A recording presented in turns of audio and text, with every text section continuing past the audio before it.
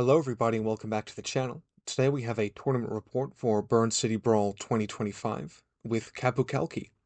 I've talked a little bit about Burn City Brawl in previous videos, breaking down the mission lineup, and just this past weekend, we had the big event itself. As you may know, participants who signed up to the tournament early got to vote on what faction I had to play, and we landed on Qapu Khalqi after the vote by a landslide, with the stipulation that one of my lists had to have an iguana. Now, this was selected before the iguana got its big buff, but was still a very interesting exploration of Qapu Khalqi as a faction, as well as the new and improved iguana, and I've got lots of thoughts on that. But before we make some comments there, let's check out some details about the tournament. So this was a 5-round event spread over 2 days. Day 1 we had Hammer of Dawn, a custom mission. If you want to know more, I'll speak on it a bit later, but you can check out that previous video. There's a link in the description to the mission there as well. Pong, Evacuation. Then Day 2 was Firefight and Capture and Protect. Now this lineup is very focused on mobility. Evacuation, Capture and Protect, and Pong, and Hammer of Dawn all require you to be able to move pretty quickly. Hammer of Dawn, you want to be going from one deployment zone to the other. That's the same with Capture and Protect, where you want to go to their DZ and ideally bring it back to yours. And then Evac is just so order intensive that you really need some form of hypermobility or hyper efficiency. But the way Evac and Civivac rules work, it's very hard to get that efficiency through your normal means, such as fire teams, impetuous units, vehicles, that sort of thing. Then Pong, a pretty notorious mission, though it has changed significantly from the previous season. And Firefight, a nice one to round it out with. So we're playing with Stealth Ops, of course, when remembered, and then Border Skirmishers as well, as we're kind of tipping off this ITS 16.5 season. And we took Qapu Khalqi. As mentioned, this was a faction chosen by the people, with one list being forced to have an iguana. But importantly, I think it's a faction that I think is actually quite good. And I'm hoping to do a full faction focus on Qapu Khalqi quite soon. But I think they're a faction that are underrated, and are actually quite better than most people think. However, big asterisks, I think they're very ill-suited to this lineup, and we'll speak on that sort of as we go through. But Qapu Khalqi does have some key weaknesses, and one of those is mobility. So without further ado, let's check out my lists.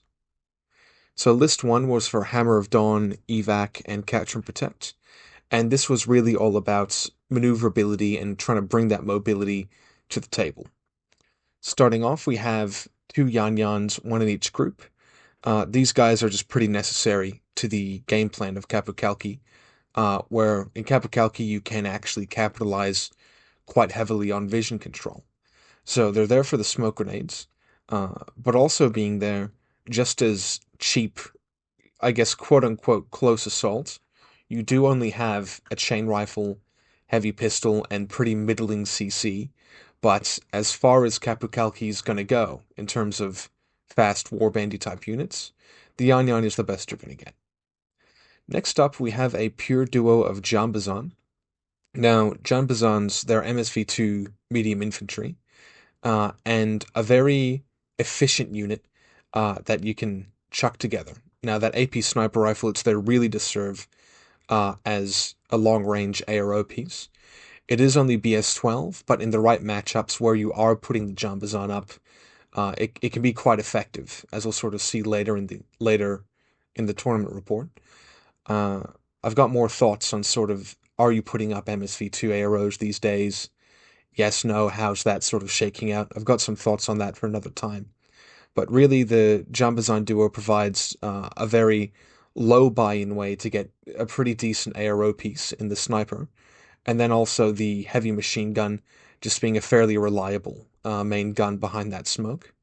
The Jambazon, though it doesn't have that multi-sniper rifle, where you see that as a pattern across Haqqislam, it does have an AP shock sniper rifle, and we have seen units with no ending cap. We've seen that shock immunity being dialed back a little bit.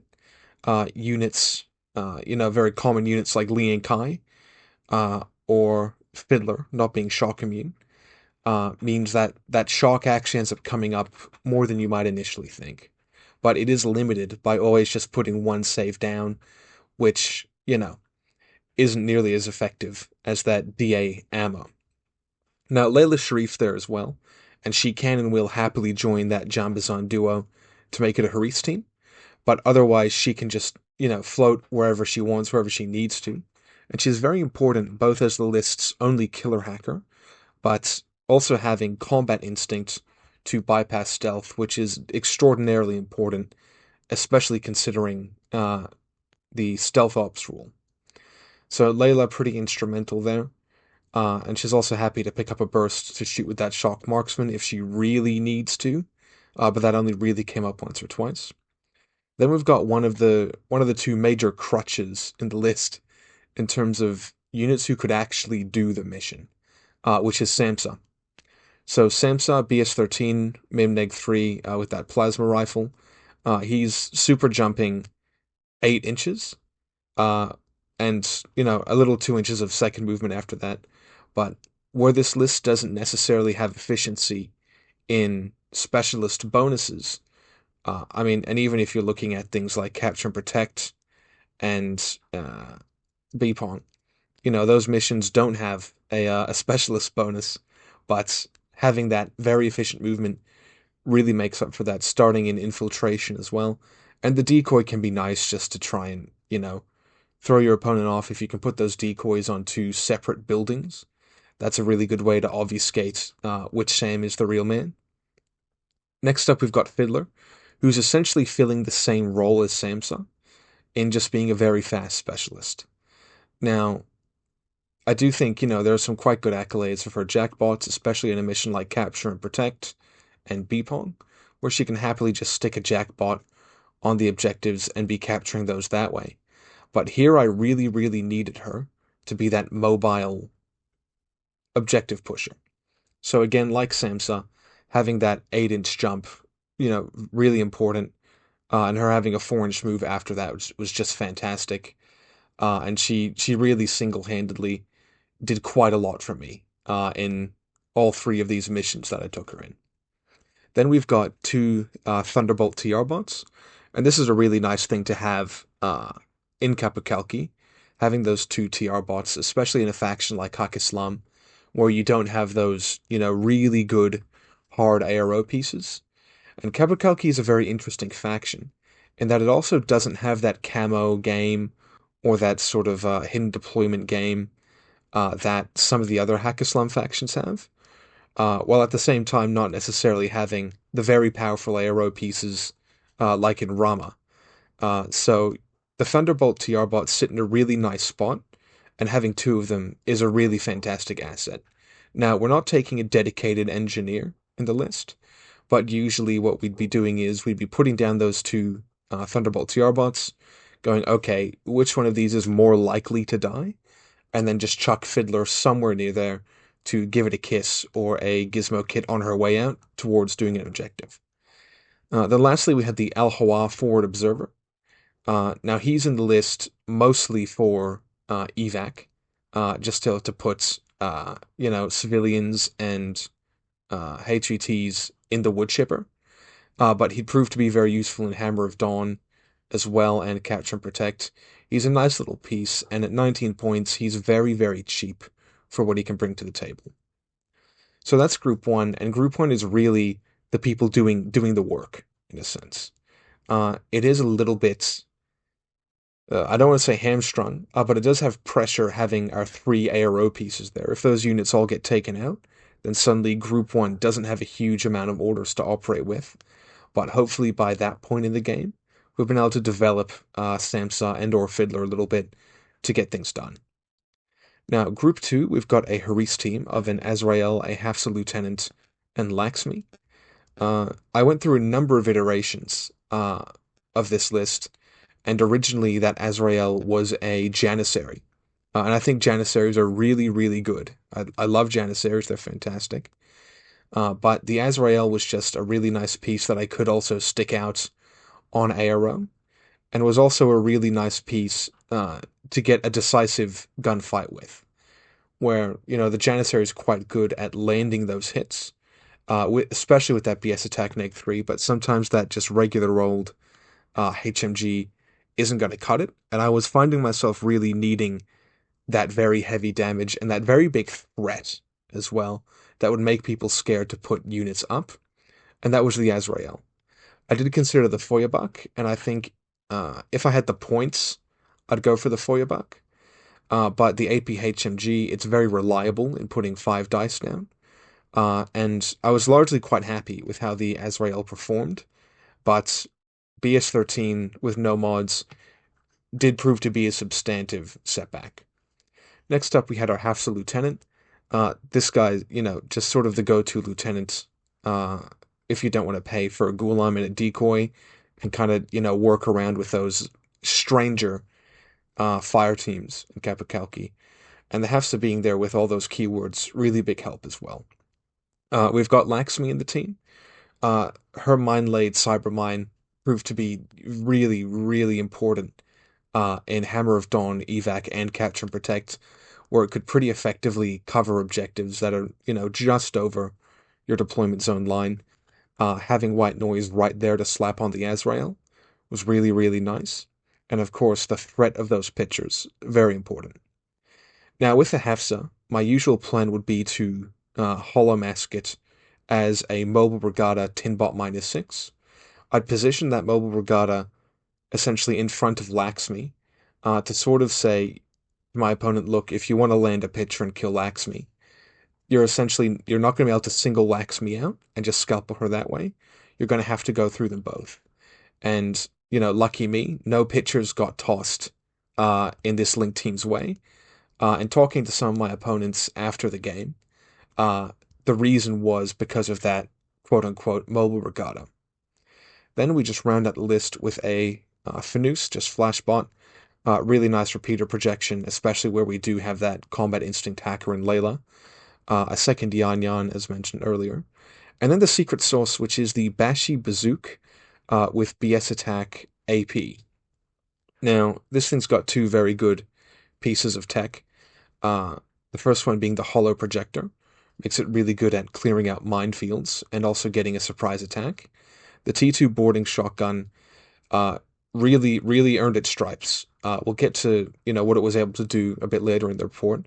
But the T2 Boarding Shotgun, I was, pretty high on it in a lot of initial reactions. And I'm really glad to see that's turned out that way. And then the Boarding Pistol +1 burst. The ability to put 3 AP templates on something was it was frankly incredible and a really huge threat that usually meant my opponent was always dodging, which sort of meant that it kind of counteracted the T2 Boarding Shotgun's low burst because the Bashi was really never being shot back at, only really kind of being templated by, a secondary model if one was around or being blown up by a mine or something or rather, which meant I was usually getting pretty safe shots on things, not wanting to shoot at me back if I could isolate them.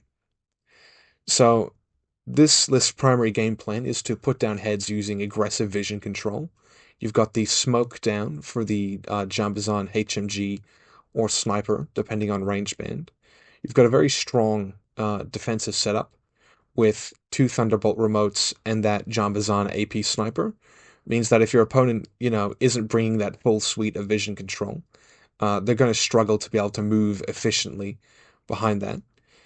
And, these are units that can potentially get back up as well, though it's not a focus of the list. The Jambazans have regen on a 13, which is, 65% chance. It's really not a bad chance, and we'll discuss that a bit later as well. But they can flexibly engage with strong hacking and drop troops after initially putting down those heads, letting Samsa run free and Plasma Rifle, letting Fiddler run around with drop bears. You've got pictures, you've got the Bashis and the Yan Yans, you've got ways to get in there.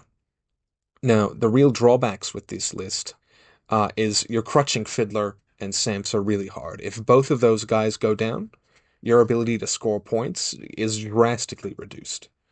And we'll see sort of in these missions that if you wanted to make a graph of how well my game's going, it basically coincides with the health and positioning of Samsa and Fiddler pretty much directly correlate to how well my game's going. And also, you've got low quality close assault. Again, the Yan can do it, question mark, in a pinch. You can sort of count the Bashi as some kind of close assault, but you don't have, yeah, you really don't have someone who could run up there and start stabbing and be very consistent at it. List 2 was for Pong and Firefight, and this was the Iguana list as well. So we keep the two Jambazans, we keep the two Yanyans, we keep the Bashi Bazook, this time in Group 1, just because in these missions, he's more likely to have more to do. Two Thunderbolt bots spread over two groups. Ideally, I wouldn't have them spread over two groups, just because of the mental load. But this was really the only way I could get this list to work out how I wanted it to. We've got the Engineer with a Nazmet, so this is getting up those Thunderbolt remotes very easily, and also supporting the Iguana as well. Then we've got a Haris team of a Kaplan heavy rocket launcher light shotgun boarding pistol, a Hafsa lieutenant, who again I would disguise as a Mole Brigada, and Laxmi again. Now the Kaplan, I've seen kind of a lot of question marks over the Kaplan, and fair enough. From an outside perspective looking in, and kind of in isolation, the Kaplan seems like a very strange unit. Especially when you've got, the Sekban, who's quite a similar unit to the Kaplan, but tends to be more favored. But what I really like about the Kaplan is it's a very cheap unit with mimetism. Now, mimetism is proving to be a very good skill, both offensively and defensively, where less MSV2 AROs are going up, and defensively where there's nothing that punishes you for having mimetism. And it's a skill that always applies unless someone's got a visor. This makes the Kaplan pretty useful, kind of as a gap stopper, whether I want to use it defensively, holding an annoying line, or whether the Iguana has been compromised, the Jambazan's been compromised, and I just need a reserve gun to get something done. That's where the Kaplan slides in really nicely. You'll notice as well with the previous list, if we just go back, I only used 4 Swick as well. So Qapu Khalqi, it's not a very intensive Swick faction either. So you're very happy just to chuck a quarter of your Swick at a random guy who might do something, who might not. But that's where the Kaplan fits in. If you're taking a shooty Sekban, I think really maybe you should look at the Kaplan depending on link options. But that's where he fits in the faction for me. Group 2, we've got the Iguana, who performed quite well for himself potentially in a duo with Layla Sharif. The Iguana famously is not a specialist until it gets its shit rocked and the pilot pops out. So having Layla there as a duo to provide a specialist and also to be able to use the Iguana as an aggressive repeater is really handy. Then just a baggage bot to be reloading those pitchers and those mines. A Shakush pilot just to give the Iguana, a better dodge, basically, in case something goes wrong. You're not going to be gizmo kidding him, really, ever. A Shabib remote with a, second TR bot, and that Yan Yan rounding out the group. So we're maintaining this aggressive MSV white noise shooting, especially so with the Iguana having a repeater. Getting to put the white noise on top of that's fantastic. We've maintained those mixed vision elements with, the TR bots and the MSV2 sniper. And, we've got some really good deployables. Laxmi with that baggage bot can spam out repeaters. The Iguana can do the same thing with shock mines. But we've kept that low quality close assault, and all the specialists we do have are very squishy and really don't want to leave the deployment zone. This is the not moving is a bit rough for Pong, where you want to be pressing 1 or 2 buttons, and the squishiness is a bit scary for Firefight, where that's a pretty good vector to get points from. So, without further ado, let's get into the games. Now, our first game was Hammer of Dawn against Ryan Kershaw, a really nice local down here in Victoria, with his Torchlight Brigade.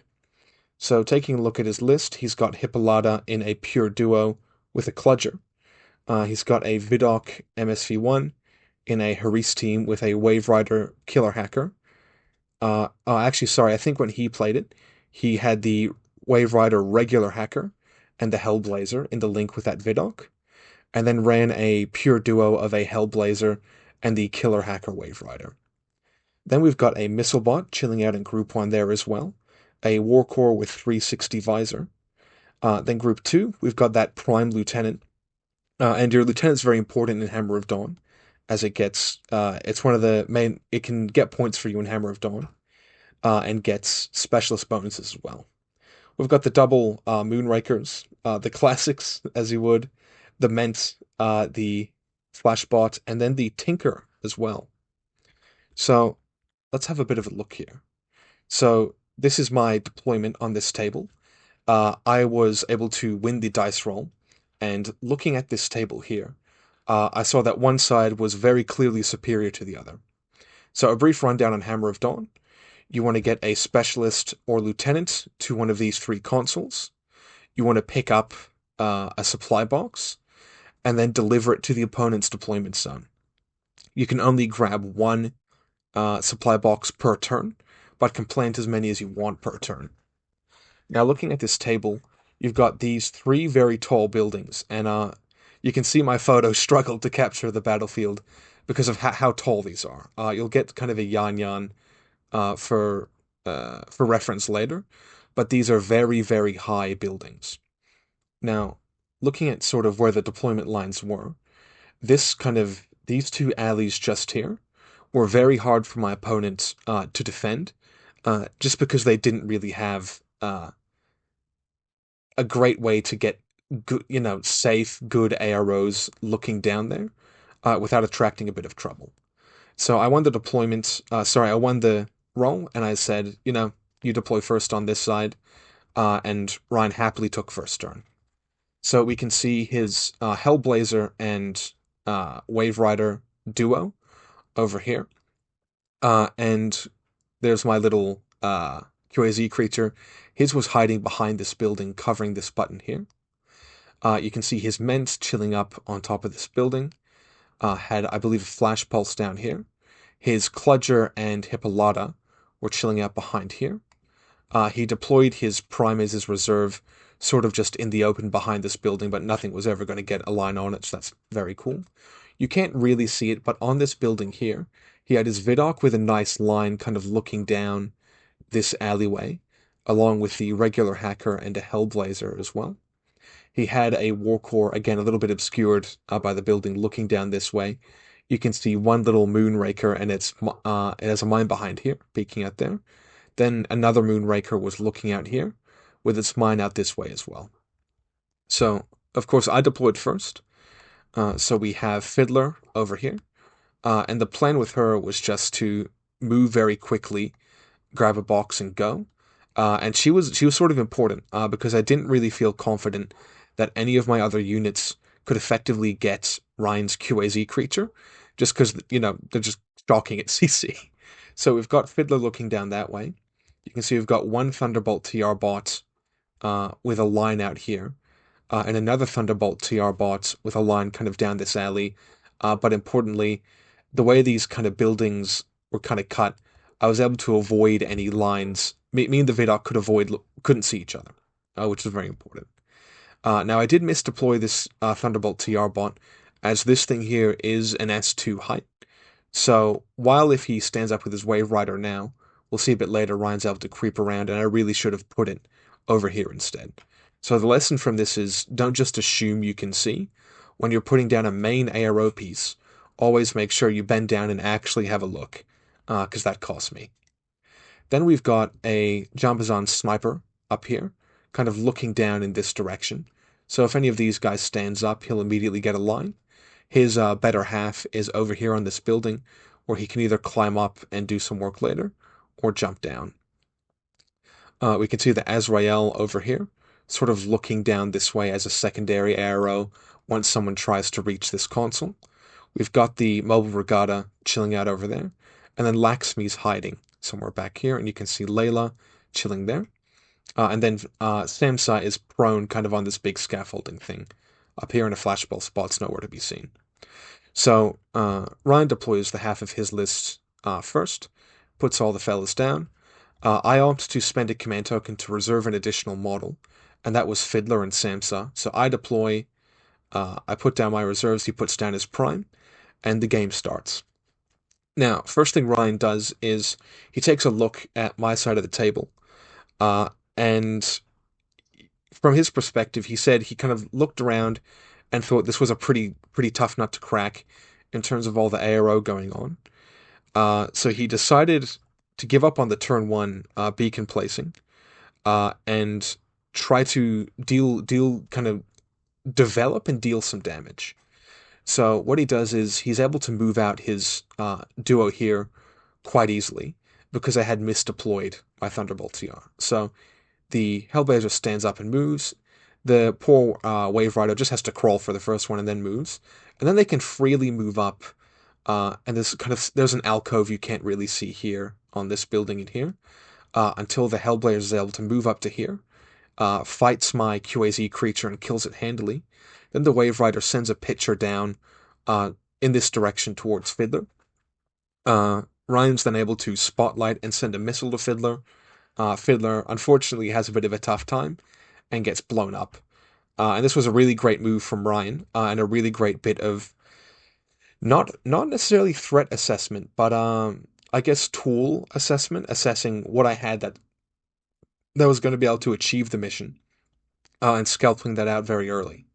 And now with Fiddler gone, the problem was this side of the board was sort of shut out from me because I could either send a Yan Yan in, swing one die on a 20, 21, or 22. They're throwing back three dice on 11s. That's a pretty scary coin flip I'm not willing to take. So by Ryan scalping out Fiddler, this whole lane was off the table for me. So that was a really great move from Ryan. Ryan brings out the Prime over here, starts shooting at the Jambazan, who luckily has Warhorse and a decent bit of armor. So there's a bit of a extended shootout. I think I managed to chew one or two extra orders off him, which was really nice. But the Jambazan does go down to unconscious. For the remainder of the turn, Ryan just starts sort of developing a couple of his pieces, like the Kludger and Hippolyta, just getting them up to this position behind this building, ready to rock for next time. The Prime does also swing around and take shots at the Azrael. Again, it's a longer shootout, but the Azrael eventually fails some armor saves, takes a wound, and just scurries back home. So Ryan turns the turn back to me, and I've got I've got some troubles. So my first one is this repeater is still hanging out over here, and I'm very worried about him hacking my Thunderbolt TR1. But it's very important to note as well that the Jambazan managed to regen on the 13 at the end of Ryan's turn. So it's regenerated, it's back up, and it was able to rejoin that pure duo in the states phase as well. So it goes over to me. This Yan Yan's just able to move up and destroy this repeater with its impetuous and irregular, which I was pretty happy about. But I don't feel comfortable putting this Yan Yan anywhere because he'd have to run around and get shot by the Vidal. So I'm sort of looking at Ryan's deployment, what I can do. And as I said before, Ryan was really disadvantaged by his table side. He only really had the Vidok who was able to look down this way and, a couple mines on either side. But essentially what ended up happening is my Al-Hawa was able to move up, get to, essentially not care about getting discovered, get behind this thing, pick up a box, go camo, move just before it can be seen by a mine. The Vidok can't really do anything, then just moved again, dropped the beacon and got blown up. But that was my point. That was my 2 points for the turn, essentially. So after I'd done that, I had a bit of freedom in terms of trying to do a bit of damage. So my young Jambazan had a couple shots at the Prime, who sort of finished standing up a little bit around here.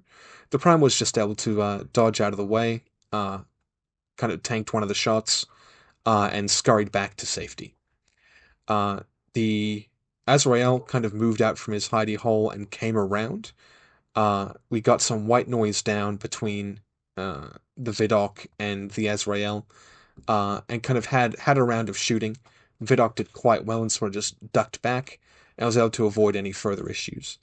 But most of that turn was sort of spent unpicking a bit of the damage Ryan had done, uh, and I got to reposition my bot as well, which was quite nice. We advance this Yan Yan. He kind of goes up, he finishes advancing and ends up somewhere around here. So at the end of round one, here's what things look like. We can see the Azrael is kind of shifted across to this side of the board. That's a picture put down by Laxmi just to put down white noise to help support the Al Hawa and then take some shots. You can see, oh yeah, poor Layla Sharif also got, what's the word? Also got isolated. As we put down this picture, we tried to hack the regular Wave Rider hacker. Layla got zapped in ARO with Oblivion, unfortunately. And then we shift over to Ryan before I can do really much else. Now Ryan's turn here was really about getting Hippolyta and that Kludger to plant a beacon. And the best way he saw of doing that, because he sort of had a choice, he could either kind of take this direction, with the main issue being the TR bot, or he could take this direction with the main issue being the sniper, this TR bot, this mine, and he would also eventually have to hit this TR bot as well, as it's got a nice line looking at this way. So he takes the path of least resistance, but essentially has to use a lot of smoke and a lot of disco balls to get around this TR bot. Now, one thing Ryan does later in the turn is he swings out his prime to shoot this, kind of after things have not gone incredibly well with the Kludger, and is able to kill it. So one takeaway for Ryan was that, I really should have just shot this TR bot. But the prime does manage to shoot and put down the Jambazan once again. And essentially the end point of Ryan's movements are that he's in a position where Hippolyta and the Kludger are sort of able to run in. Hippolyta takes a swing in CC at the Azrael, but the Azrael gets a crit on his dodge or his CC and manages to avoid getting absolutely ruptured, which was devilishly lucky for the Azrael. Unfortunately, Ryan only had one order left and just had to run the Kludger out, plant a beacon, and this gave me an opportunity to blow him up, which was great. So we were able to kill that young sweet boy, but more importantly, it meant the Azrael got a dodge to dodge out of CC with Hippolyta, which was huge. So start of my turn. Oh, and you can see Samsa hanging out there. So start of my turn, Samsa jumps down with that 8-inch jump down to a position where she can see Hippolyta in the back and just manages to melt her after a couple gunshots. And now it's on Sam to make a move here. Now, my opponent's got the Vidocq back standing up, and after doing some other bits and bobs, I'm sort of running out of time. So I decide I want to send it down this alleyway instead. So we call on the Bashi Bazook on this side of the table, and we run out with our Hollow Echoes, and there's sort of a Warcore peeking over here. And unfortunately, Ryan picks the correct model as the Bashi Bazook. So the Bashi just returns fire with the boarding shotgun on 9s. Ryan goes for a flash on me. I get the surprise attack, which is quite nice. Luckily, he misses. I'm able to land a shot, and the Warcore goes down. Then we just wiggle up. This Moonraker reveals and shoots. I just drop some templates back. We both die, and I'm pretty happy with that. I did assume that this was a mine initially as well, because usually it's the mine that's more forward than the model itself. But Ryan told me after the game he was kind of reversing that a little bit, just because it catches people off guard quite a bit. So from there, Sam was able to get that white noise back down. Sam could jump down, grab a thing, go down, and plant again, which was really nice. So that leads us sort of on to round 2. So the end of round 2, you can see my poor Bashi over there. This TR bot's been killed, and yeah, we can see the Yan Yan there, who got iced as Hippolyta and friends were going down. And miraculously, the Jambazan manages to regenerate again to get back up. And one thing I had was really good regeneration luck with the Jambazans over the course of the tournament as well. So me and Ryan kind of pause at this point and kind of take a look at the scoring, and Ryan kind of looks and goes, "Okay, if I need to win, I got to get on these consoles. Each console at the end of the game is worth a point." So Ryan spends his turn just taking some shots and then moving his units up onto the consoles. So on my turn, I sort of do a counting of the points as well. If I can just knock one of his units off of the consoles, I can take the win. He's got a little flash spot over here, so I'm able to clean that up pretty easily with the sniper and heavy machine gun jumbazons. I try to shift the prime off. I try to shift the Hellblazer off, but it just becomes apparent that I'm not really going to get much done with those wounds and that armor. So I happily call the game there and take a very narrow win over Ryan. I think kind of unfortunately, this game was sort of decided by the table. Ryan had a very hard time approaching my deployment line, which was somewhere like here. And you can see that really this is very, very open on the approach. And this side I had, quite heavily guarded, and for him to come down this way was sort of a bit too out of his way. So I think the deployment, yeah, I think the deployment really affected things quite a lot.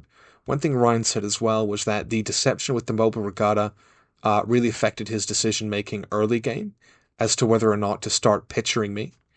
Um, and yeah, look, that the dodge with the the crit save and the dodge uh with the Ezreal really did make things quite a lot nicer for me in a sense. But no, it was a really great game with Ryan.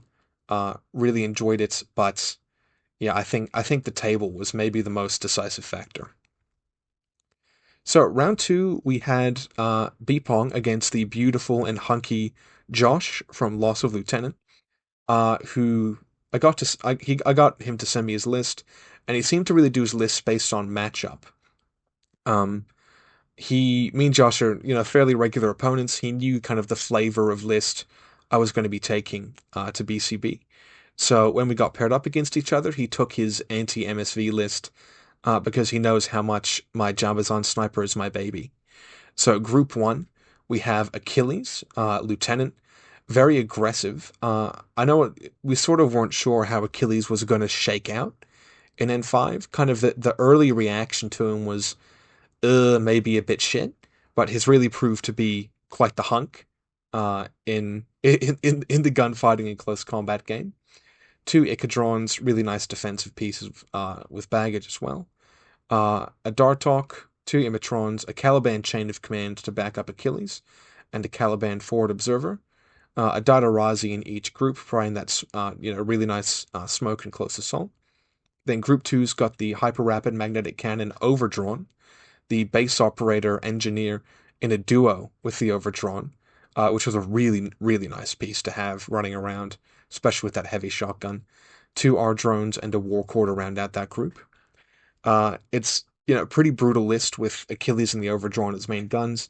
They're both very reliable, with a lot of wounds and a lot of armor, and in the case of Achilles, high skill and mimetism. And in the case of the overdrawn, just overwhelming dice and the ability to kind of outmatch things really quite well. It's got a really good specialist mix with strong hacking. You've got pictures from the Dartok, which is quite nice, and you're able to really cover a lot of your bases just with that one hacker. And Josh's plays with pictures would prove to be uh, a huge hampering to my list. A very strong defensive matrix, not necessarily in an ARO sense, but very ablative. It's hard. Yeah, I never got a chance to even try to push in to sort of the soft flesh of his army, and it's got a good focus on that deployment zone assault with that Dadarazi to make a way for Achilles, which, spoiler alert, is what ended up happening in our game.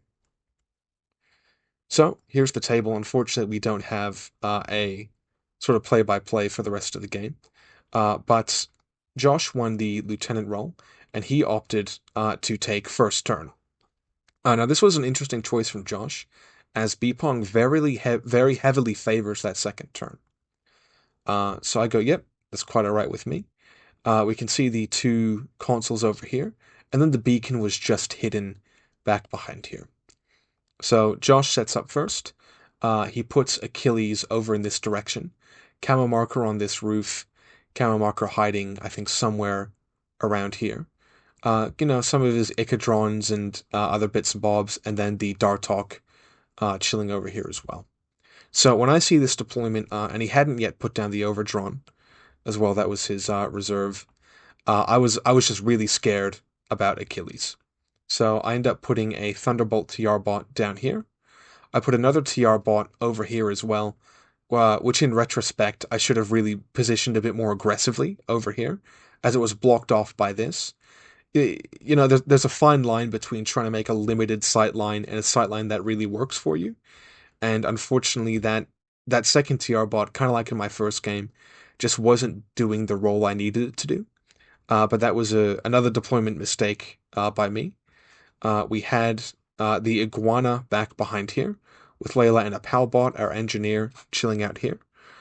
We had the Kaplan heavy rocket launcher sitting over here with a nice line kind of cutting down, because essentially I was trying to put as many intersecting lines of fire between Achilles and my deployment zone as I could, and that was somewhat successful. We had a Jambazan sniper chilling out. Where was it? I think sort of. I think it was maybe, yeah, either down here or over here, kind of watching a line, and the HMG not too far behind. So, Josh puts out his Overdrawn and is able to stomp out, kill the sniper with his second order. Yeah, I think it was a line like this with his second order. And that albedo mixed with that 5 dice, that extended range band, just pounded that sniper first thing. Yeah, fantastic move by Josh. Then we roll around over here, and unfortunately his Overdrawn gets crit by my Kaplan as the shootout sort of goes out. And, crit withstanding, it's one thing Josh mentioned with the Overdrawn of, having that you are only BS13, and if you're not shooting at something with marksmanship or MSV2, sometimes that can let you down. And I think with the Kaplan having that MIM, Josh is 5 on 10, I'm 2 on 12. Sometimes that can let you down. But, it was a crit. He did only take 1 wound, which was fantastic. And then next order was able to happily toast that Kaplan and just blow him off the table, which is pretty nice.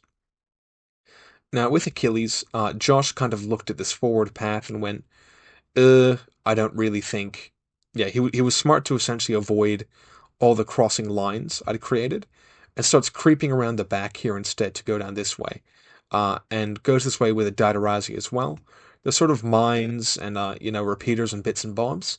So he moves up. He's able to use the Dartok, sorry, not the Dartok, the Daidarazi, to clear out some of that stuff and position Achilles very well for a big swing next turn. So it goes to my turn, and I activate the Iguana, and I make a crucial mistake that's only really to blame with reading comprehension, which is that I thought the Iguana had cyber mines when it in fact has shock mines. I got a little bit confused, as in my mind it's the Gator that has the shock mines, but that recently got changed to cyber mines. So I played this game under the assumption that they were cyber mines, which was wrong. I'm very happy that Josh won the game, because otherwise I would have had to concede to him anyway. But what ends up happening is the Iguana is able to move up. He's ended the Overdrawn here on suppressive. I shoot out 2 cyber mines, and I'm able to creep around this bit of cover to get a line. Josh face-to-faces me. I manage to kind of get a wound, and the cyber mines go off, and then I can just hose him down from there, and then just creep back to my hiding spot. Now, that shouldn't have been able to happen, really, where those cyber mines meant he was bricked, he couldn't really move, he couldn't really react, and that's not a kill I should have gotten that easily. The one thing, he'd be able to guts back, get into a better position, so that was sort of unfortunate for us both in that sense. But the Iguana makes it back, doesn't really do much else. And I'm able to capture one of these objectives with a Yan Yan, and not really do an incredible amount about the Achilles coming my way. I sort of try a few different bits and bobs to fend him off, but it doesn't really work out. So it goes to Josh's next turn, and he's really able to stick the boot in. he brings up a Caliban from here, is able to eat whatever mook I put on that button, and soup all the way up to a delicious 3 wounds. And aside from the iguana, I don't really have anyone on this side of the table who wants to go and clear that out. I do have my Bashi, but I end up calling that down for a different purpose later.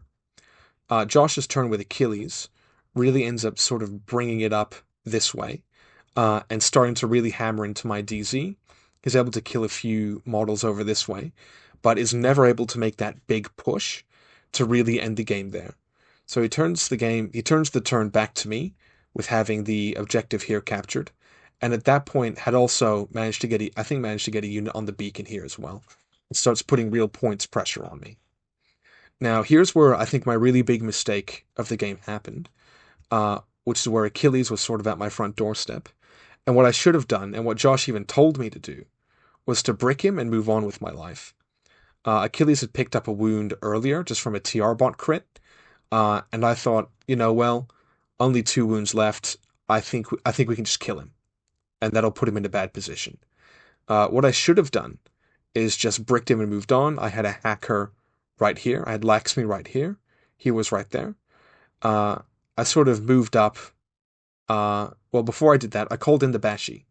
Now, I had a big decision point, which was, do I call the Bashi on over here to deal with the Caliban, or do I call the Bashi on over here to deal with Achilles? And ultimately, I decided to bring him on to kill Achilles, which was the wrong decision. Should have just hacked him with Laxmi, and just bricked him and left him there, then brought on the Bashi here to clear up this button, and then also creep up and kill the Dartok, who had jumped up to here and put a pitcher down over here, as you can see, and put one down here earlier, which was really frustrating my Iguana. And definitely took more orders to mop up on my end than I would have liked. But essentially, I end the turn with having Achilles, I believe, unconscious, and also bricked as I'd used those cyber mines from earlier, which again shouldn't have happened. He should have just been unconscious and not bricked. And yeah, my Bashi's down, but really, that killing Achilles took my entire turn, and I don't score any points. I should have brought that Bashi on from the side, cleared this objective, and just bricked Achilles and left it, which is even what Josh advised me to do. So it goes to Josh's turn. He just calls in Speedball, runs up an R drone, and gets Achilles back up. And then from there, really, he's pushing around the beacon. He's jumping around with that base operator, making really good use of that super jump to sit on this beacon, and just massacres my specialists and, ends somewhere oppressive around here to make sure none of these guys can make their way up to this button. And here's where one of the downsides of the Iguana really manifests, which is that it doesn't have that little specialist pilot bot. If it did have the little specialist bot, I would have been able to move up around here, shit out the little bot, and had it press this button to move the beacon on Josh's side of the table, where suddenly I would be getting 2 points for that, and he wouldn't be capturing it. So essentially what I had to do was try to clear it off using Group 1 orders just with the Jambazan HMG shooting. I'm shooting in neutral range, has got cover. It's not really decisive. I get a wound on the Caliban, but it's able to hide pretty effectively. And essentially then I start trying to suicide my Iguana just to get the specialist to pop out, to make that move. Unfortunately, it gets flashed and, can't really make that move before taking enough wounds. And I end the game there and give the hand to Josh. Again, I made a really big mistake with the Iguana having cyber mines instead of the shock mines that it does have. I'm very glad Josh won this game, and it was a really great game from Josh's perspective. Josh, kind of reflecting on the game, thinks that he took the wrong line with Achilles, as, though he did, cause a lot of frustration around here, he thinks he really should have used Achilles to go after the Iguana instead, and had the Dartok focus on Laxmi. So sort of switching the roles, he used the Dartok and Laxmi, where Achilles could have just, mowed down the Iguana or CC'd him, and the Dartok could easily, actively kill Laxmi with that killer hacking device. And again, Josh being one of my regular opponents, he knows that Mobile Regatta isn't real. as well, so that's something he's not concerned with. So then we've got our last round for the day, which is evac against Rudi's Vanilla Ariadna. Now, I wasn't able to get the list off of Rudi, so this is a very vague recreation, and as you can see, it's got some slots and points open. This was my best attempt at just getting the mix of units that was in the game and relevant. So we had a Line Kazakh lieutenant and a decoy. We had a Dynamo AP Spitfire as a main attack piece, along with the Chernobog as well. In terms of a defensive mix, he had the Tank Hunter missile launcher, the Vistral with Neurosynetics, and that Vistral's backed up by an Ermendino as well. Then he's got Usha McNeil and Brigadier Braunt, sort of as those closer in, surprise, tag you're it, sort of attacking elements. Then kind of that camo C with the two Burkuts, with the Scout Mine Layer and with the Strelok Forward Observer. So really, when this list deploys, it's a sea of camo markers, and you can kind of try and decode what's there and what's not, but it's a bit difficult. It's got pretty strong gunfighting for a vanilla Ariadna list. Of course, your Chernobog's your biggest, baddest gun you've got, but then Brigadier Braunt revealing with that AP Spitfire's quite brutal. The Dynamo having those mines to chuck out, really, really good as well. And it was a really well supported offensive and defensive backbones with the Vistral and the Chernobog having that Ermendino to support them. And also very strong anti armor. If you're running a tag and this list rolls up on you, I don't think it's going to go great. You've got the AP HMG on the Chernobog, you've got the Vistral in reactive as well as the Tank Hunter, and then Braunt as well. So this is also a really good anti armor list, and I think in a world where heavy infantry is very popular, and Ariadne is kind of on the back foot against that HI with not having that hacking game, I think having so much AP in the list is a really good call from my opponent and a really good meta read as well. So here's the table. Uh, I I think I won the die roll and just opted to go first, and going to set up on this side over here. I quite liked the little alcoves and bits and bobs. Oh no, I think Rudi got me to set up on this side. Um, so I set up to go first, and I spend a command token to hold back Fiddler and Samsur again, just because of how much of a crutch they are for me. So we get the board set up. I put my little Haris team of the Azrael over here, just to be ready when I need them. I put my HVT on this end and another HVT on this end, with the neutral civilians hanging out sort of over here. I put a Thunderbolt TR bot up here in a really nice position. I put another Thunderbolt TR bot, uh, I believe up here as well. So they've got pretty commanding views of these different lanes on the board, which are going to be very important for reaching the objectives. I put a flash bot there just to kind of frustrate this smaller line, and then a Jambazan sniper up on this building who's got a very commanding view of both of these objectives, and kind of the wider top end of the board as well. Then we just put the HMG over here. Layla is chilling out over there. And then, Fiddler ends up being sort of around back here. And Samsa gets forward deployed sort of around here. So the game begins, and Rudi puts out his list and sort of put a lot of the MIM 0 cam markers up on these buildings. He's got a couple decoy lieutenants on opposite ends of the table. The Dynamo is hiding behind this building here, ready to race out and strike when it needs to. And the Chernobog's kind of on this opposite corner, just on the opposite side of the table from Laxmi, which was a very good call. The Vistral is set up in its SAPS position, looking down this lane here, just trying to get the best angle it can on not just this angle down here, but this angle as well. The Ermendino is kind of central, ready to support it, and the Chernobog is needed. He's got that missile launcher looking down this long lane over here, and then has Brigadier Brox over here, the Strelok a little bit back, and yeah, then just a wave of MIM 0 kind of on the top of these buildings. So I start my turn, and in evac, you can't put anything in the wood chipper, and Rudi set up a really good defense. So essentially, I just spend my first turn trying to pick it apart. So I go impetuous with a Yan Yan, and as Rudi's reserve, he put down an Usha McNeil camo marker just chilling out over here. So I leap over in my impetuous phase with one of my Yan Yans for a few reasons. The first one is I wanted to bait as many of these markers as possible into revealing and shooting, because that makes them extremely vulnerable. And in the case if there's decoys or things like that, starts reducing those and gives me a clearer picture of what's happening. I also wanted to bait Usha into revealing, and jumping up on here meant that if everyone did nothing, I could use the irregular to drop prone and discover, or discover shoot, or intuitive attack, and have a lot of options from there. So on that jump, Rudi reveals a Barsuk Thunderbolt, which was not a unit I was expecting, and takes a shot at the Yan Yan. I just take a dodge on that. Unfortunately, the Yan Yan gets hit and goes down.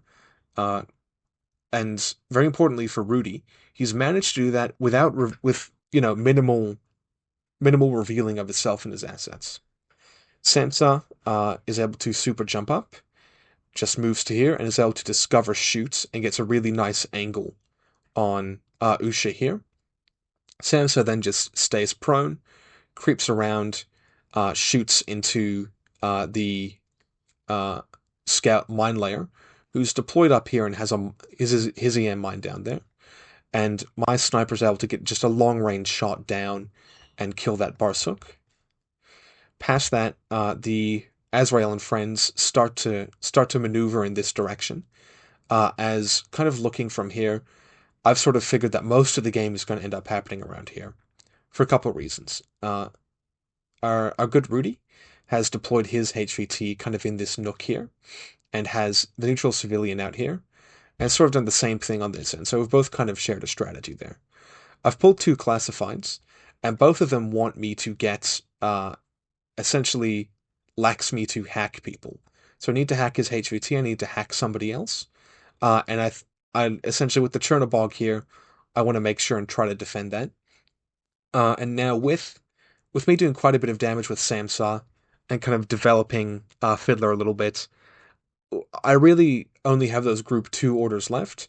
So I get a bit greedy, I stomp along, look at the Vistral, and just start firing into it.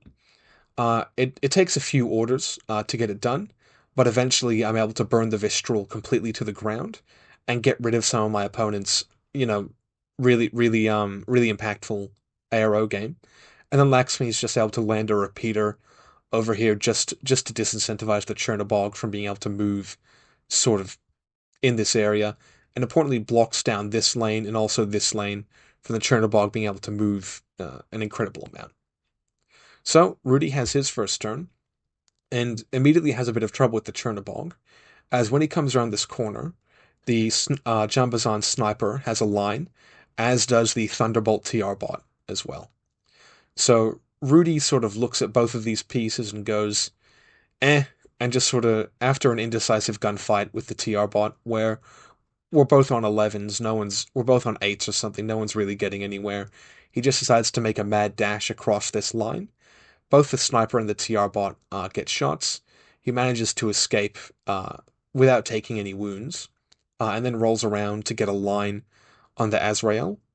We kind of take another gunfight happens there. Nothing really incredible happens at that point, and he really wants to isolate this TR bot up here.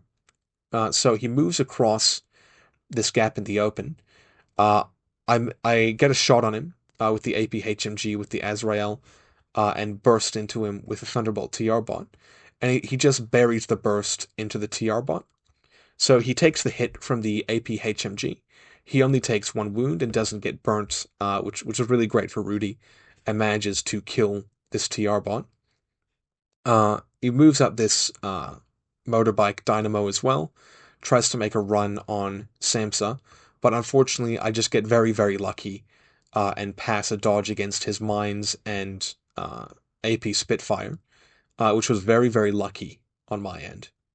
So end of the turn, Rudi's tag ends up over here, and this dynamo is a big problem, kind of hanging out in this sort of alcove.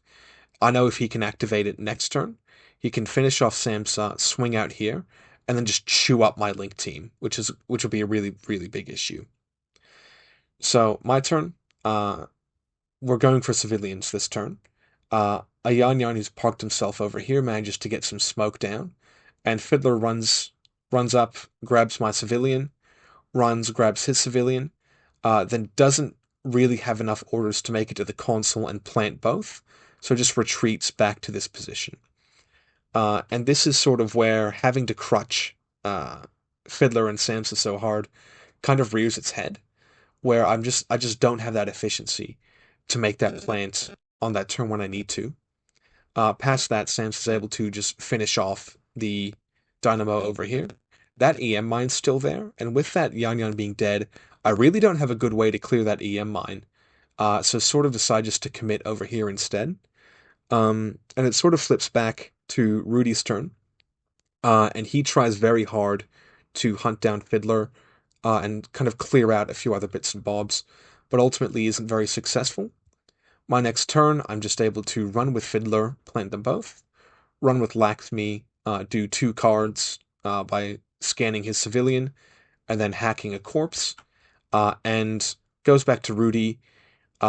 He tries his best with a Strelok FO, but just can't really make it, as I was able to get this TR bot back up with Fiddler, just jumping and gizmo kitting.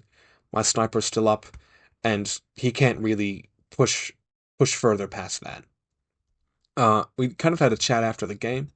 Both me and Rudi had a great time. He was a bit sad about his missile launcher never really getting a chance to do much. And he did, get quite unlucky with Samsa here. But it was a really good game, really cool to see Vanilla Ariadna being repped, even though a lot of people, do perceive it as, it's suffering a little bit right now. But I actually really liked Rudi's list. I think if you're going to build Vanilla Ariadna, maybe you switch out for some close assault elements, but otherwise a lot of very dangerous guns. And the first kind of camo field in a while that sort of actually obfuscated things. When you get to a certain level of experience, you're kind of able to spot what's what quite easily. But there were a few reveals and surprises that I genuinely wasn't expecting, so that was quite cool. Now we move on to day 2, where the first game was against Ivory, Neurocynetics on YouTube. You can look up his channel. He did a really cool sort of end of season 1 of N5 tier list with Jordan from Loss of Lieutenant. I highly recommend you go check his channel out. I think he's planning to do a video on BCB as well. So I'll leave a link to his channel in the description. Fantastic guy. And this was a really, really, this was a really great match against Ivory. So round 4 into Firefight, and he's kind of repping a very, very kind of a very classic White Banner list. He took a very similar list to Border Bash, which was our previous tournament we had here, where I took ISS, where he made it to the top table, losing out to Jordan from Lost Lieutenants, Vanilla Pano. So this is a very tried and true formula of a very strong list, and a list Ivory's very comfortable with as well. So we've got up here what we call, the core in White Banner, with the guided Hete, the Dokkaebi, the Jujak Timbot, and the Hwarang Disco Baller. Then we've got Li and Kai in a pure duo with a Shaolin to get that really nice 5-point regular. We've got the Thunderbolt TR bot and those 2 Gudan kind of forming that little defensive crumple zone with having that just enough defense that you won't get blown out. Then Group 2 is the Dao Fei Lieutenant AP Spitfire, a Tiger Soldier hacker, who I'm a really big fan of. If you've watched my White Company videos, you know how much I love the Tiger Soldier. I think he's a great piece, and I've reused him really well in the game. We'll get to that in a moment. Just a regular Zanshi hacker, just to back up that Dokkaebi and have a bit of Group 2 spotlighting and such if anything bad is to happen to the Dokkaebi. The Mech Engineer with Yao Zhao, a Pengeling with baggage, and a Free Range Monk. So this is the pretty classic White Banner toolbox with some added spice. He's got just a little bit of everything where, White Banner really excels in being able to bring these tools to the table at the cost of some redundancy, but, whatever. and having a little bit of spice on top of that Tiger Soldier hack are really nice. It's got very strong vision control, with both Lee and Kai, the monks, and then also that Hurrang Disco Baller that can be very easily reloaded. And also just having, some nice protection in camo states as well. He's got a huge variety of attack vectors, between guiding with the Hete, between good hacking, between just being able to run at someone with the Shaolins or the Harang, and then the Dao Fei as well. And the Tiger Soldier, he's got a great variety of ways to engage with the game. And he's got, a very resilient list. There's lots of wounds in these models here, kind of including the Inkai if you count that shock immunity. And he's got sort of just enough reconstitution to make it work. He can put up that TR bot again and again with that engineer. And of course, taking Speedball, having a bit of resilience is really, really nice. So here's the table. And the first thing I noticed pulling up to this table was that the DZs were very light. Kind of, you can see this DZ over here and this DZ back here. And initially, I was considering not taking my Iguana list, as realistically, there were only three safe spaces for the Iggy to deploy, which were behind this building, or behind that building. But I had to engage the content farm, so I decided to still play the the Iguana. Now, before we did any rolls or anything, we sort of went around and defined tables. We decided to play these kind of openings as solid, just because otherwise it was a bit of a nightmare to deploy, and still was a bit of a nightmare to deploy. You can see these are sort of at an angle here, which meant a model could never really hide behind them, because you're always open to one lane, no matter what side you're on. So I win the die roll. I gave him to deploy first on this side, just because the DZ looks awful. And I know he's not going to hard second me with such a bad DZ. So Ivory. Oh no, or what do I do? I think, yeah, I do something which essentially means I'm going first, and Ivory's deploying over here. So Ivory sets up. He's got his core over here, with his Hete tucked nicely behind here, his Dokubi behind here, and his Harang and Jujak. He's got a lovely little Gudon chilling out here as well. He's got his TR bot nicely positioned on this roof, with a PAL bot, where his engineer is kind of hiding behind here with his baggage bot. He's got Ling and Kai pushed up really nicely here, where Firefight does have that 16-inch DZ, getting that nice forward deployment, and a Monk chilling back here. He puts his Dao Fei up on this rooftop, which I really don't have anything to interact with it. It was a really good positioning spot in that respect. And then just some of it, a second Gudon chilling over here, and some of the smaller support stuff at the back. Now, I have a look at Ivory's deployment, and I can see the Dokubi over here. It's got an open lane, sort of from about this position over here. So I set up my deployment. We have a TR bot chilling up here, a TR bot here, kind of watching both of these two lanes. We set up our Haris team with our Kaplan HRL standing up here to get a line sort of through. We decided to play this true line of sight through this way, and also just keeping an eye on that Dao Fei if it decides to stand up. One thing White Banner can really be frustrated by is even some light mimetism can be quite annoying.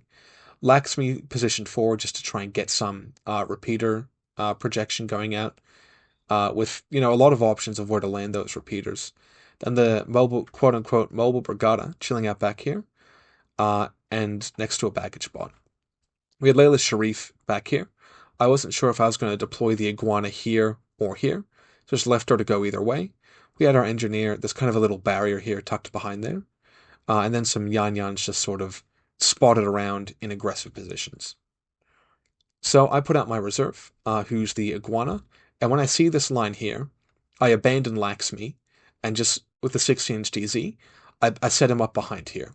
And my first turn with the Iguana, I managed to move it up to this position here, and get a line on the poor Dokubi out of cover, doesn't have any mim, and I'm able just to blow away the Dokubi, and then just run away back into this hidey hole. So, very, very happy with that. And the rest of my turn 1 is sort of just wiggling around with the Jambazan HMG, taking out some little bits and bobs, like trying to kill this Gudon, putting some pressure out with some deployables, and then passing over to Ivory, but really being able to kill that Dokkaebi was a really big victory for me, because it essentially meant I didn't have to worry about hacking anymore. His hacker's somewhere back here, uh, where I don't really care. So, it goes back to Ivory's turn, and he comes back with a vengeance. As unfortunately, I didn't set up really expecting a Tiger Soldier.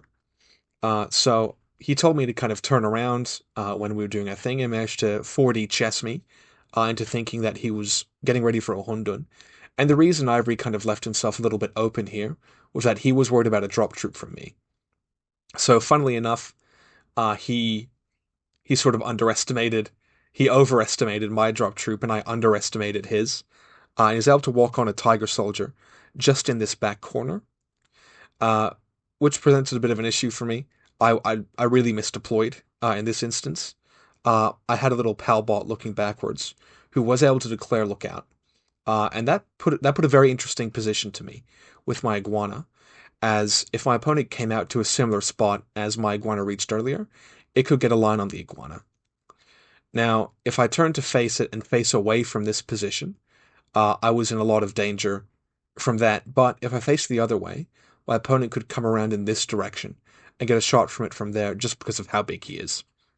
So I ultimately decide to leave myself exposed from the back, meaning that if he does move out here, he can get shots on me. And essentially, with how he's positioned his link team, his Hete is more towards this direction, whereas Harangue with Panzerfaust is more over here. So I decide, look, I'd rather take the Panzerfaust than the heavy rocket launcher. So I decide to leave myself exposed behind here. So the Tiger Soldier does a super jump in this direction. I get a shot on it with the Iguana, and I also get a hack from Laxmi. Sorry, not Laxmi, from Layla, who didn't manage to turn around, as it is the hacker. My opponent, sort of after that happens, is able to suss out, okay, so the Mauve Regatta is the lad I want to get here. Tries to drop, I think, either drops a flamethrower or shoots combi rifles into Laxmi. Tanks the hit from the Iguana. Nothing really happens with Laxmi, then just goes, okay, spends another order. Ivory's Tiger Soldier is able to just jump, drill my lieutenant in the back of the head, and I start my second turn in loss of lieutenant. So, where he's had to move, he's sort of got his Harangue and Jujak hanging out back here, just because how he's had to move to get that Panzerfaust shot down. And he does, and he manages to get a wound on the Iguana. I get somewhat lucky there, but I think it was definitely the right decision compared to the Hete coming in and destroying everything. So the Iguana has essentially 4 orders to itself.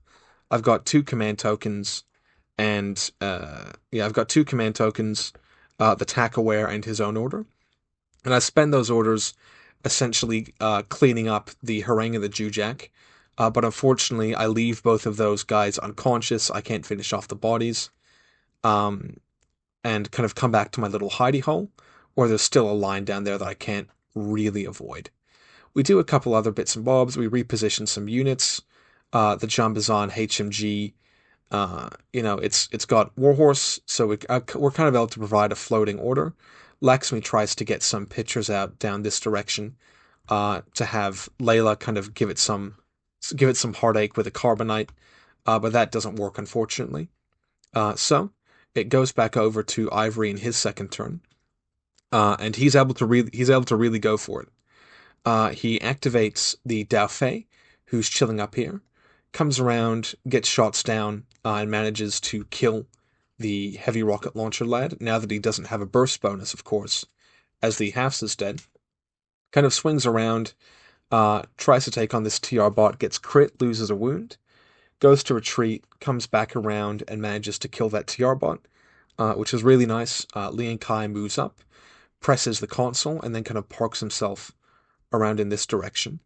And then the Crown Jewel the Hete moves around to that same position, gets line on the Iguana, and takes a shot.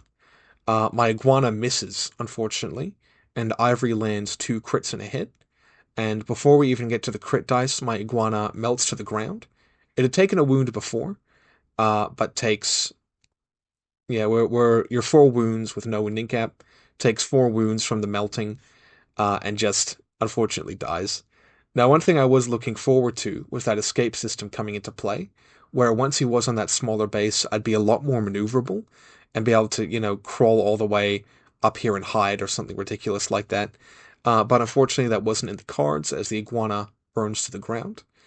And that really that's the price you pay for being arm 6 on an S7 tag. If I was arm 6 on a smaller base, I wouldn't have really had this big positional trouble. And you could potentially say I got greedy, killing these 2 units with the Iguana, where I should have just retreated fully back to here. And maybe that was a better idea, but in my view, I still think I took the correct path with taking those gunfights at the risk of being exposed. But I'd be interested to hear what you guys have to say about that in comments. I'd also be interested to hear what Ivory has to say, if and when he does make that video, of whether I should have gone for those kills or whether I should have fully retreated. I'd be very interested to hear that. So it kind of passes back to me, and suddenly I'm in a very big points deficit, and things aren't going well. So Laxvi gets to reload her pictures, which is really, really nice. And the Daofei is revealed and has taken a wound. I'm able to drop on a Bashi Bazook, kind of move it and get those shots on the Daofei, killing it. But to get it out of cover, I end up having to go in front of a monk as well. And unfortunately, the monk lays that chain rifle. Can't do anything about that, and I splat. And then one of my Yanyans jumps up, presses a button to even up that score. But at that point, I kind of take a look around. I try and do some other shots with like Layla, trying to shoot Lian Kai because he's not shock immune, but I can't really get anywhere there. Now, Ivory played really well and managed to get both of his classifieds during the course of his play, which was great. I didn't manage to get any classifieds, but we did a bit of a count at the end, and I'd killed more specialists. So it was 2-2. He'd gotten 2 classifieds for 1 point each. I'd gotten 2 points for killing more specialists. And then we tied on the panoplies. So it really just came down to army points. And I think Ivory had about 28, 30-ish more points killed. Sorry, more, well, yeah, guess the same thing. More points, he had more points left, and he killed more of my points. So that was a loss for me. But it was a really, really great game. Thoroughly enjoyed the game. I think it was my most stimulating throughout the weekend. And I'm very excited to see what Ivory thinks. So our last game was Capture and Protect against Julian, one of the South Australian players who was able to drive up for the weekend, which was really great. And he was playing Shindenbutai, which is not a faction I'd really had that much exposure to, and was very concerned about. So again, this is another vague recreation. I don't have the exact list. This was just the mix of units that I remember, being there and having an impact. So he had a couple Senku and the Metzoku. He had the Tanuki MSV2 HMG with the Tanuki Hacker with Pitchers and Disco Baller, great units, just in a pure duo. He had a pure Haris team of just a Jizumarai to be the glue, the Hatamoto NCO Spitfire, and the Shizoku AP HMG. An Evo Hacker, a Flashbot. Then he had a Ninja Killer Hacker, a Kuriyama Ninja Hacker, just a regular hacker, and then motorized Yojimbo. So he's got some very strong active guns. The Tanuki MSV2 and the Shizoku are both slinging 5 dice, with, the Shizoku having Mimetism, the Tanuki having MSV2, really mastering those vision mods, and with such a high burst, you're sort of pushing past just having BS13. So you get really, really nice picks for active guns there. Then the Hatamoto once things get serious. And very strong vision control as well. Having that great disco baller on the Tanuki that he could reload and reactivate with some bits and pieces in the army. And then also having those ninjas to be able to, get there and get some work done. And a deceptively robust hacking game. When this list deploys, you sort of just see the Tanuki and sort of go, oh, Okay. But then you've got all these hidden hacking elements that, yeah, were really impressive. So here was our table, and you can see again, it's very, very open. It's exceedingly open. So I win the die roll, and you can see where my beacon is compared to his beacon. And I just say, you deploy over here. This side of the table is pretty awful, not only from a DZ perspective, but also uh, my side of the board. This is very hard to get to. There's no way to directly approach it. You have to come down an extreme flank, either way. So I was very happy to put Julian on this side of the table. And he says, great, I'll go first. Now, not really having anywhere to hide, Julian sort of deploys, like he deploys Yojimbo over here, he deploys his link team kind of back here. And then when it comes back for me to deploy, I can put a TR bot there, looking straight at him. I can put a TR bot back here, looking straight at him. And that's a very tough point to start the game from. This tower over here, I was also able to prop up the Jambazon sniper with a really good look all the way down here, and a really good look over here as well. We had that EM mine from Laxmi chilling out over here. The Azrael is here just on a kind of watching as a secondary watcher of this line, and also, ready and willing to put some AP pistol shots into someone if they got too close. And I was have my little Al Hawa chilling over here as well. So I was feeling quite happy with this deployment. Julian takes first turn, and uses the Tanuki team really well, who are deployed somewhere back here, to get a disco baller down in a really nice position where he could still peel out with the Shizoku and take a gunfight here without invoking the wrath of these two units. So that was really, really good placement of that disco baller. He then works his way around with the Tanuki team, tries to have a shootout with the Jambazan, but is just an inch or so out of range. Tries it a couple times, and nothing decisive really happens. He shoots, I shoot, I hit, he makes an armor save, he hits, I make an armor save. Nothing really goes on there.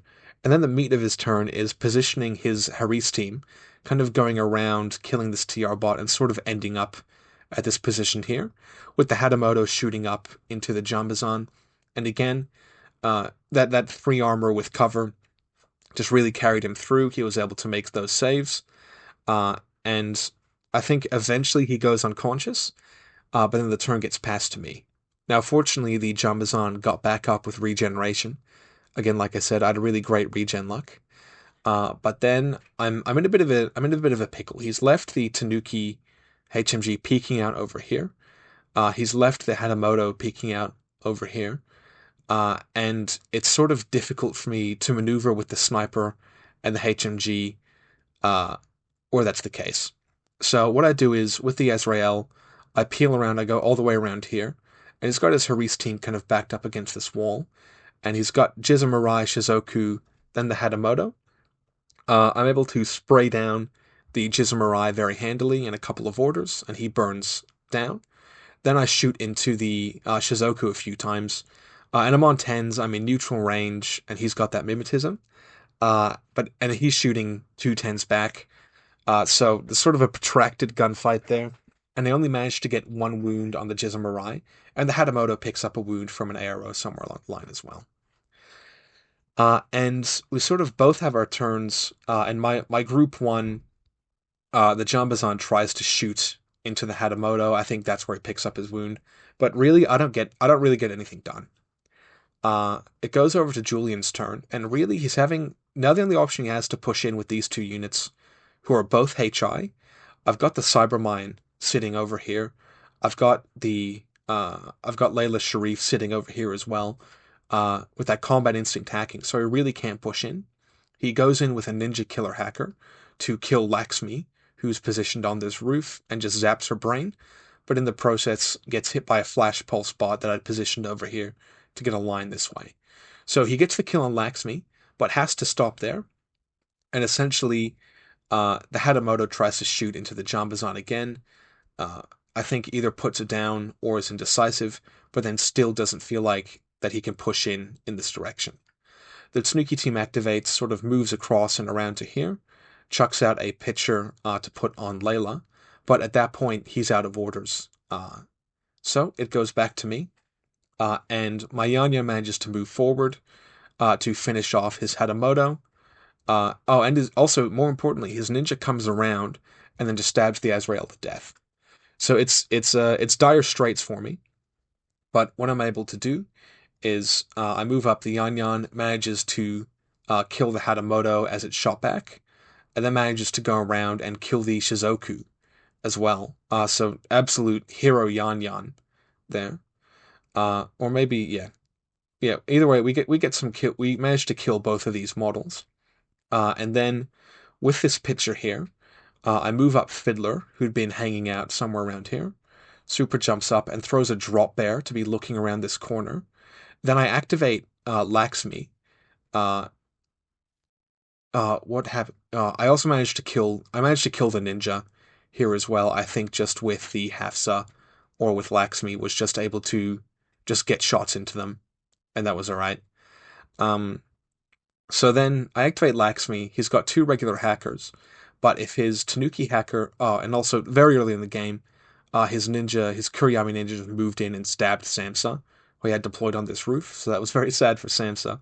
So it really was riding all on Fiddler, and I had held back the Group One, Yan Yan as an air deployment unit, but having that Evo hacker made me really quite nervous. So I activate Laxmi, not Laxmi. I activate Layla, who declares an idol in his network.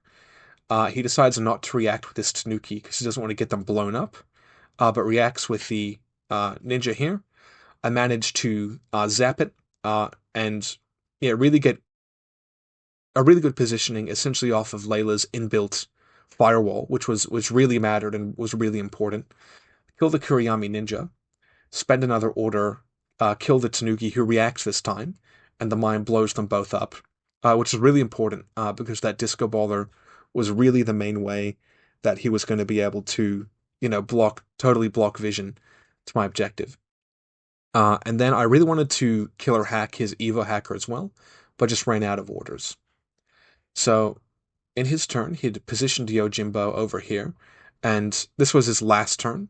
He makes a push with Yojimbo, essentially kind of between the Jambazan HMG, Flashbot, the El Hawa, and other bits and bobs. He realizes, okay, I'm just not going to be able to do this, and decides to go kill Fiddler instead.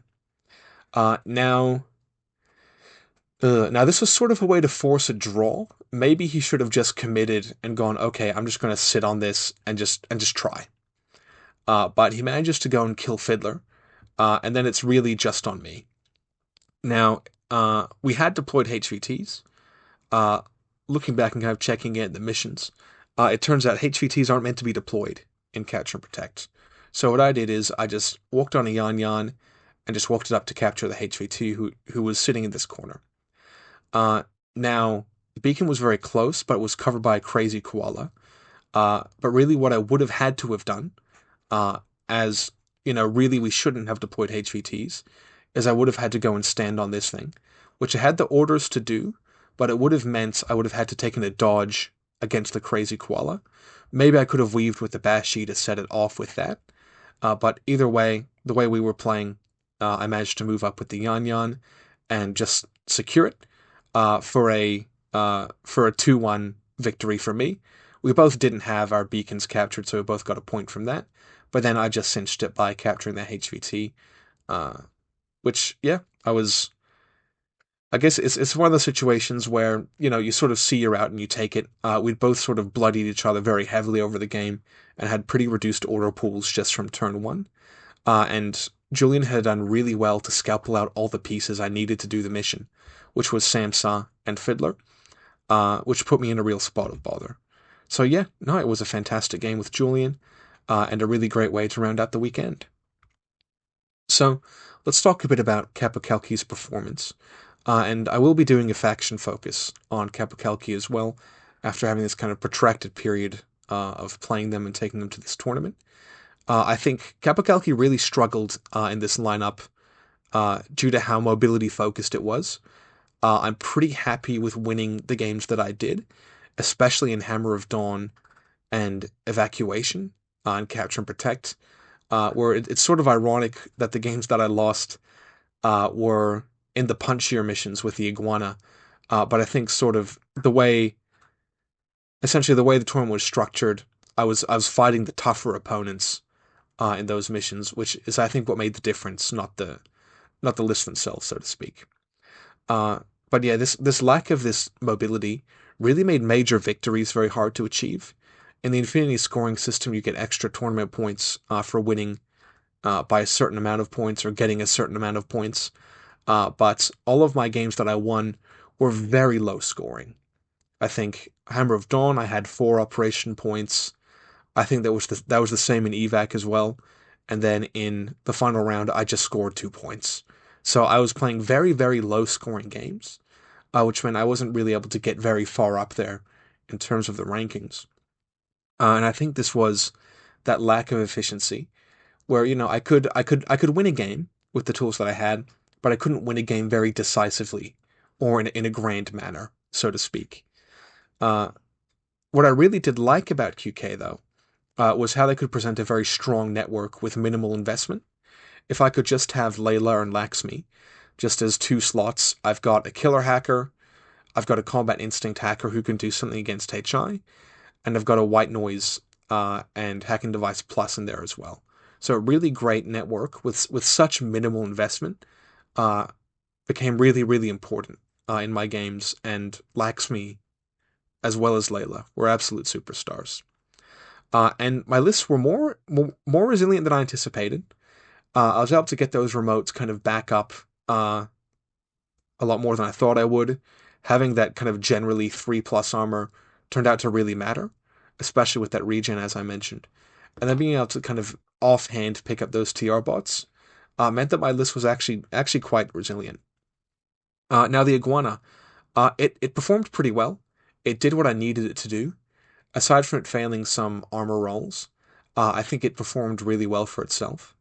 I wasn't necessarily able to capitalize very well on the shock mines, as I made those mistakes in game 2, where I accidentally used cyber mines, and in my 4th game, I had to totally disconnect it from the baggage bot to make the stage dive that I did, which was ultimately the right move. But I think it's a very good unit, specifically in Qapu Khalqi, where you don't have the immense swick pressure that you do in Corregidor. And I think essentially what the Iguana gives you is a mobile gunfighter, which is something you don't otherwise have. Because if you look at something like a Janissary, sort of on paper, it's like, oh, well, the Janissary's really more likely to win that gunfight. Or if you look at the Azrael, it's like, ooh, well, the Azrael's really more likely to just kill something with that AP. Why am I taking the Iguana? The answer really is mobility. Having that 6'4 movement and the ability to kind of race back and forth is what makes the Iguana pop in Qapu Khalqi compared to the other options. Unfortunately, I never really got a chance to use the escape system, as he was unharmed in my game against Josh and just melted in my game against Ivory. But that frustration of not having a specialist kind of in the cockpit did come up and did become quite relevant. Uh, so look, I think in QK he's definitely got a home, but my stance would be in Corregidor, your Swick's just too precious. You need your Swick to be doing double duty, and really I'd do anything to pay for a Gator instead. But it's great that he has a home. Now the standout units for me in Qapu Khalqi, the first one is the T2 Bashi. He always came down, he always did a job, and that triple AP template or that double T2 at +6 with surprise always did the job. It's such a cheap buy-in as well. Fantastic unit. The Jambazan Sniper, really, really important in suppressing smoke-throwing units. Really important in suppressing non-shock immune units. And was again more resilient than he sort of ought to be, in a sense. And then, of course, the GOAT was Layla Sharif. Having that combat instinct, having that killer hacking, which the list otherwise lacked, and having that Carbonite to punish with that combat instinct made her really the linchpin of the network over Laxmi, where sort of initially I expected it to be the other way around. So, huge hats off to Layla. Great little unit. So, thank you all very much for watching this video. Very excited for the next one. And very excitingly, you can watch the VODs of the streamed games from Burn City Brawl on the Loss of Lieutenant YouTube channel. I think Tristan's also working on making a highlight reel for that as well. So I'm going to pop that in the description. So make sure to check the description not only for the streamed and commentated games of Burn City Brawl, and it was amazing. We had 4K cameras, we had cameras all over the place that the hosts could remotely control, and yeah, some great commentary and well thought out commentary over the top of that, which is really, really fantastic. It's a great watch. And then also check out Ivory Neurosnake's YouTube channel in the description as well. Had a great game with him in the 4th round. So thank you all for watching, and I'll catch you later. Bye-bye.